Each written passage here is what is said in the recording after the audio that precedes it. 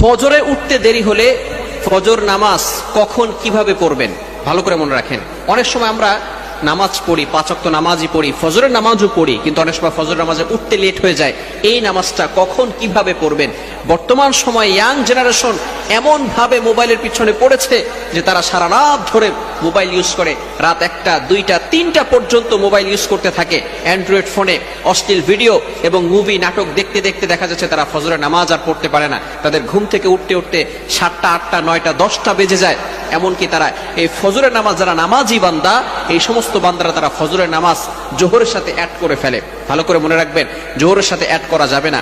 যারা 5 ওয়াক্ত নামাজ পড়ে, ফজরের নামাজ পড়ে, হঠাৎ করে যদি একদিন দেখা গেল যে সে উঠতে পারে নাই, সে ঘুমিয়েছিল, এই ক্ষেত্রে সে কি করবে? হাদিসের ভিতরে আসছে, বুখারী শরীফের 597 নম্বর হাদিসে রয়েছে, আল্লাহ রাসূল সাল্লাল্লাহু আলাইহি সাল্লাম বলে দিয়েছেন, মান নামা আন সালাতিন, যে ব্যক্তি সালাতের ব্যাপারে এবং ভুলে যায়, আও নাসিয়াহা, যদি ভুলে যায় যে সে ফজরের নামাজ পড়ছে কি পড়ে নাই, আসরের নামাজ পড়ছে কি পড়ে নাই, জোহরের নামাজ পড়েছি কি পড়ে নাই, এটা যদি সে ভুলে যায়, অথবা যদি সে ঘুমিয়ে থাকে, এই ক্ষেত্রে যখনই তার স্মরণ হবে, ফালইউসাল্লিহা ইদা যাকারাহা, যখনই তার স্মরণ হবে তখনই সে নামাজ পড়ে নিবে।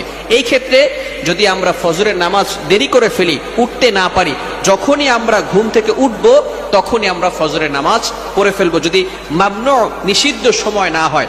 অর্থাৎ যখন সূর্য উদয় হয় এই সময় নামাজ পড়া যাবে না, নামাজ পড়া হারাম।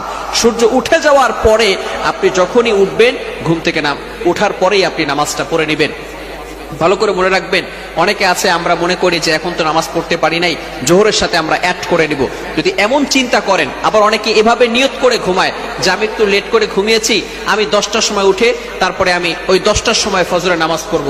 খবরদার, এটা কিন্তু গুনাহের কাজ হবে। আল্লাহ পাক রব্বুল আলামিন পবিত্র কোরআনুল কারীমের ভিতরে বলে দিয়েছেন, 5 নম্বর পারার ভিতরে সূরাতুন নিসার 103 নম্বর আয়াতে আল্লাহ তাআলা বলে দিয়েছেন, ইন্নাস সালাতা কানাত আলাল মুমিনিনা কিতাবাম মাওকুতা, মুমিনদের উপরে এই নামাজটাকে নির্ধারিত সময় ফরজ করা হয়েছে।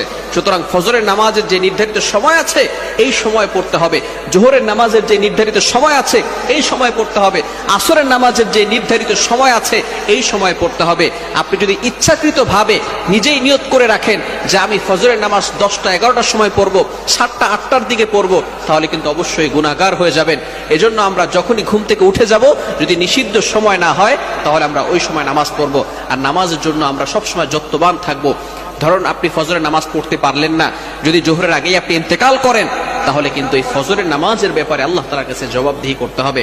আল্লাহ তাআলা আপনাকে ছাড় দিবেন না, আমাকে ছাড় দিবেন না। এই জন্য নামাজের ব্যাপারে কখনো আমরা অবহেলা করব না। মিফতাহুল জান্নাতিস সালাহ, prayer is the key to heaven. নামাজ হচ্ছে বেহেশতের চাবি। এজন্য আমরা সবসময় নামাজের প্রতি থাকবো, আমরা সবসময় নামাজের প্রতি উদাসীন থাকবো না, নামাজের প্রতি যত্নবান থাকবো। আল্লাহ তাআলা আমাদের সকলকে এই বিষয়গুলো বুঝে আমল করা তৌফিক দান করেন। সকলে বলেন আমিন।